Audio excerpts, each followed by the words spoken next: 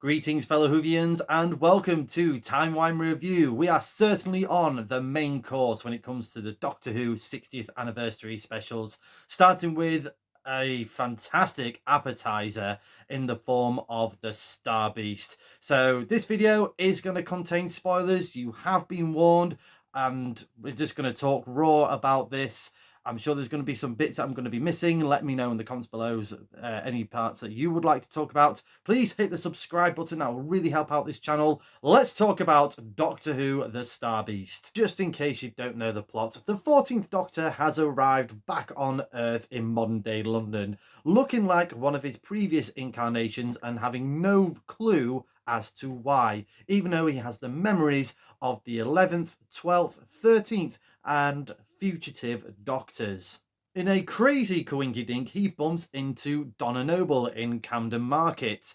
Obviously, Donna doesn't know who he is, because if she does remember, she will burn up and die. When they did bump into each other, it was one of those Donna Noble misses that moment yet again, as a spaceship crash lands not too far from where they are in Old London town, where a cute alien creature called the Meep is escaping from another set of alien creatures known as the Wrath Warriors. So not only is the Doctor getting involved in these two aliens that have arrived on Earth, he's also still got to figure out why he is this incarnation of the Doctor, why Donna Noble is back, because obviously he doesn't believe in destiny, but if destiny ever existed, it's heading for Donna Noble. Let's talk about the look and the feel of the Star Beast, because it just felt to me that Doctor Who is bigger. It feels like it is definitely targeted for an international market, with it being streamed on Disney Plus outside the UK and of course BBC and BBC iPlayer.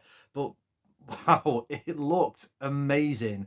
The opening title sequence, gorgeous. Love that. Love the music that went with it as well by Murray Gold. Obviously, he's back. The band is all back together, as we all know. But yeah, the cinematography, it was just breathtaking to see. You know, those opening shots with the TARDIS landing and that sort of alleyway in Camden Market, all the way to the battles with Unit and the Wrath Warriors. I would say the only shot that looked a little bit meh was the very beginning shot where the Doctor is explaining the story between him and Donna. I felt like that was probably something that was done maybe last minute, just to sort of get new audiences and familiar audiences back up to speed into terms of what this story is all about, because I'm pretty sure lots of people thought this was going to be a sort of a previous adventure from like season 4 of Doctor Who, series 4 of Doctor Who, I should say. But no, this is a new carried on adventure from the 13th Doctor, from the Power of the Doctor, into the 60th anniversary specials. The previous era of Doctor Who, I felt, with Jodie Whittaker and Chris Chibnall, looked fantastic. Probably one of the best that we've seen to date.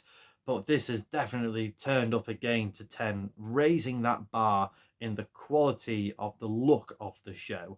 But like I said, the quality of the storytelling has got to match that as well. And I'll mention that a little bit later in this review. But like I said, in terms of the cinematography and the look and the effects as well, let's talk about Meep, hey? Meep, Beep the Meep, or just called the Meep, I think, in this particular episode. Let me know if I'm wrong in the comments.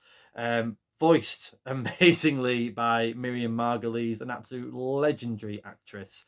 And yeah, it was it was a very, very cute alien that definitely needs some kind of toy product out there for Christmas. If they haven't done that, then my gosh, BBC, character, whoever decides to make these, get it on the market. It's going to sell like hotcakes. Just in case you didn't know, the Star Beast was based on the comic strip story from the 1980s or just late 70s edition of Doctor Who magazine. So this was originally written by Pat Mills and John Wagner, but adapted to screenplay by Russell T Davies. So I knew going into this that the Meep was not all that it seemed, and that switcheroo of villains and hero aliens. So I love that surprise. I hope you enjoyed that surprise as well, if you didn't know that already. Because this was a great character. It was a very fun character. I loved the scene where the Meep has taken over the quite a few of the unit soldiers, and they're all carrying the Meep on this throne. All hail the Meep! That was great, and the eyes as well, and the sharp teeth. Yeah, like I said, you can make a great toy out of this. You know, sort of like the cute furry animal creature freaking out over a bit of stuffing from Rose's cuddly toy. You took its stomach out. To the scary, nasty Meep that we saw towards the end of the episode. I'll get to the side characters a little bit later, but let's talk about David Tennant, Catherine Tate, back as the Doctor, Donna Noble, respectively. And wow, the chemistry has never gone away. I know they've done a few audio adventures just before this 60th anniversary special, but yeah, it was great to see them back. It's obviously something unprecedented in the history of Doctor Who. Obviously, we've had previous Doctors and Companions come back, but in the narrative of they've went away and you know, this is a new incarnation of the Doctor. Obviously, Donna shouldn't be remembering anything. I like the little tie-in of obviously when we last saw Donna, she was a multi-millionaire winning that triple rollover on the lottery, and basically explained that she gave this away. She had this subconscious thought of giving her money away to those that need it more than her. Obviously got the house, but everything else she blew away onto charity. And obviously we had this amazing scene together between the Doctor and Donna. They were trapped on the Meep spaceship, having to get out of there. Having to reverse all of the Meep's controls, because if they don't, the ship is basically going to blow up London town, and 5 million people are going to get wiped out, or 9 million people are going to get wiped out. But they were trapped in this corridor, this little container, very similar to the 10th Doctor and Wilf. And oh my gosh, I'm sure everyone's hearts were breaking at that point of like, I've got to have to. I can save 9 million people, but I'm going to kill Donna in the process. And Donna, without a blink of an eye, said, do it. And we had like this kind of sleeper sort of awakening with these random words to basically get her to remember her previous life as the Dr. Donna, and we got the Dr. Donna back. And the first thing she says is, you made me, blew away my millions. I could have been fine. I could have been happy, but no, I had to be you. I had to have your brain and get rid of that money for everyone else in need. So that was quite funny. But yeah, it was great to see them back. Yeah, there's some really sort of great performances across the board. Well, I'll get to that in a moment. But yeah, just going back to David. Obviously, he's never missed a beat. But obviously, it was very much the Doctor that we recognised back when he was on the show from 2006 to 2009, 10. But there was a little bits of sort of tweaks of, oh, is this, he's still establishing himself. I think we're going to get to know more of this incarnation in the next episode, I say. But yeah, it was very much the stuff that we sort of left behind in that final episode of The End of Time Part 2, particularly that scene between him and Donna Noble in this episode. And Catherine Tate, yeah, brilliant performances. Very, I don't think she had the most comedic lines, but she had some funny moments. I particularly did like the line that she said to when she first bumped into the Doctor, not knowing who he is, that word of advice: skinny suits is for 35-year-olds and no further. So, oof, right, okay, that's me out of the skinny suit department then. There was some very funny moments throughout this episode. The Doctor talking about Neris in the car with Sean, and is it Temple Noble or Noble Temple? I think it's just Noble. That's it. But I think the one that made me laugh the most, apart from me being carted out on this throne, that was quite good, was Sylvia's reaction to seeing the Doctor knocking on the door. Did he not 4 times? I can't remember. I'll have to rewatch and have a look. But that face that Jacqueline King did was you. You've done this. And yeah, her world just turned into chaos. Obviously, she's been trying to keep all this a secret. And it's also mentioned that Will's been trying to keep this a secret, not mentioning about any aliens, any extraterrestrial life on out there in the sky. Obviously to make sure that Donna doesn't remember. But yeah, her life got flipped upside down once again by the Doctor, giving him a massive old slap as well in the process. So yeah, a little bit of wink and nod of the previous eras. There were a really good couple of scenes here between Donna and her daughter Rose, who is a trans woman. So there was a scene there where there was walking back home and there was some teenagers shouting out her previous name, Jason, and obviously making fun of her. And obviously that conversation that Donna had with her mum, Sylvia, as well. And, you know, do I call her gorgeous? Do I do, you know, what do I say? And it's definitely conversations that are having throughout. So it was nice to include that in this episode. I think it was important to include that in this episode. Whether they explore that even further throughout the specials, that remains to be seen. But I like that it wasn't too heavy-handed. It was just this conversation here, and it was just, for me, it was the right sort of balance on there. It didn't go in too heavy. It was just recognizing those conversations that are definitely happening right now. The one scene that slightly confused me was when, and a little bit on the nose as well, was when obviously Donna remembers her memories, but it was genetically passed on to Rose as well, so she was able to help from the outside. And when it was about sort of like, oh my god, she's still got this Time Lord knowledge, it's going to burn up, and said, you know why you didn't able to do that is because, you know, you can't let go, and they let go of all this Time Lord energy. So I'm not quite sure what's kind of happened on that bit. I don't know if I'm assuming that was a bit of a metaphor there of about sort of acceptance and change. But let me know in the comments, what did you think of that particular scene? Did you spot the toys that Rose was making? One being a cuddly monster looking like a Dalek. I think that was a little bit questionable. The Cyberman was better, but that dog looking one, that's definitely a Lupari, Carvanista. So wonder where that sort of goes. The other character that I just want to quickly talk about as well, or the actress I should say, is Ruth Madeley, or Madley, if I do apologise if I pronounced that wrong.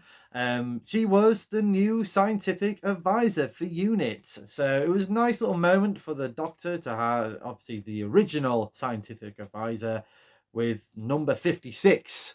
That was a nice moment they had together. I think Ruth is a great actress. If you haven't seen any of her other dramas, check them out. They're brilliant. And yeah, I thought it was a short appearance. I hope we get more of her again, either this rumored spin-off of Unit or probably a little bit later on down the line in this special. But let's talk tech and effects, particularly the Doctor's new sonic screwdriver. Wow, obviously that's had a major upgrade, and I did like the extra bit. I think it felt it worked in the narrative. Obviously, it was a bit like reminding me of Pictionary Air, making, no, drawing out a map. But I did like that scene where they, with the Wrath Warriors, were having that battle with Unit all around Donna's house. That was pretty crazy, but it was a fun scene. It must have been great to have filmed as well. And all the explosions. But I did like that obviously the Doctor was able to do like a temporary shield, so they can get all the family members and Meep out of the building to safety. Yeah, I didn't think it was too over the top. Finally, we've got a huge interior TARDIS to play with. So obviously the ending is the Doctor and Donna going off for one more quick adventure to see Gramps. So do we get to see Bernard Cribbins one more time? I do hope we do. there's been images of a read-through. There was some scenes filmed last year where Bernard Cribbins, I noticed, was in a wheelchair at Camden Market. So whether that sort of plays back in, maybe for the third episode, the giggle, I'm not quite sure. I think we're going to get something. It's sad that we didn't get anything this episode, but yeah, I think it fit quite right in the narrative. But let's talk about the TARDIS. The TARDIS looks amazing, absolutely huge. How did David Tennant run around that quickly? He must have been knackered by the time he finished that scene. But yeah, it looks really good. I like the simplistic console, but all the roundels, changing lights as well. So that will be really, really good. And I think that's something that we're going to be exploring in the next episode, as Donna cheesily dropped some coffee into the console room onto the console and exploded. So I'm predicting that Wild Blue Yonder, the next episode next week, is just going to be like an interior, maybe a two-hander between just Catherine Tate and David Tennant, all in the TARDIS. Although there's that mysterious robot as well, so maybe that's lurking about in the TARDIS. I'm not sure, but yeah, let me know in the comments below what you think is going to happen next week. What would be your predictions? I'm going to give the Star Beast a TARDIS rating of 8 out of 10. It might not be the best ever episode of Doctor Who, but I had a lot of fun watching this. It was a fun episode. It was a funny episode. It had great scenes. Brilliant writing by Russell T Davies to adapt this original comic adventure. Gorgeous looking cinematography, some fantastic effects, both visually with the model animatronic of Meep, and of course those battles and the Wrath Warriors as well. They were great, brilliant voice in there. Didn't quite recognize who those voices were, so again, let me know in the comments for those. Yeah, it was an emotional roller coaster. It's definitely what you wanted on a Saturday night.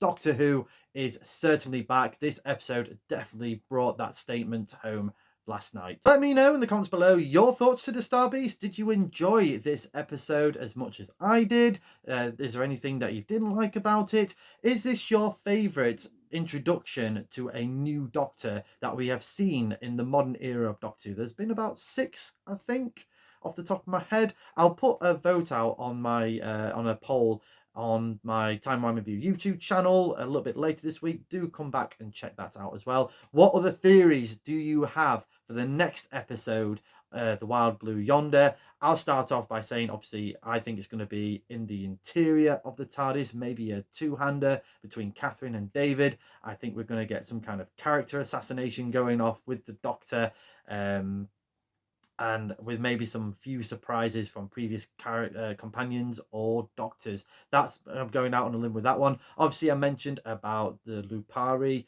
being made by Rose. What's all that about? And do you think we're going to see the Toymaker in this next episode? Or have we already seen the Toymaker? That's my other theory. I think the boy with the glasses, screaming about the aliens, lives next door to the noble family. I think that's the Toymaker. What do you think? Thank you very much for watching this video. I hope you've enjoyed this review. If you have, please like, share and subscribe. Hit the cloister bell for more notifications. We heard that last night. Come say hello and follow me on Facebook and X, and do check out my other fantastic Doctor Who related content on the Timey Wimey Review TikTok page and right here on the Timey Wimey Review YouTube channel. And as the good doctor once said, oh, here we go again.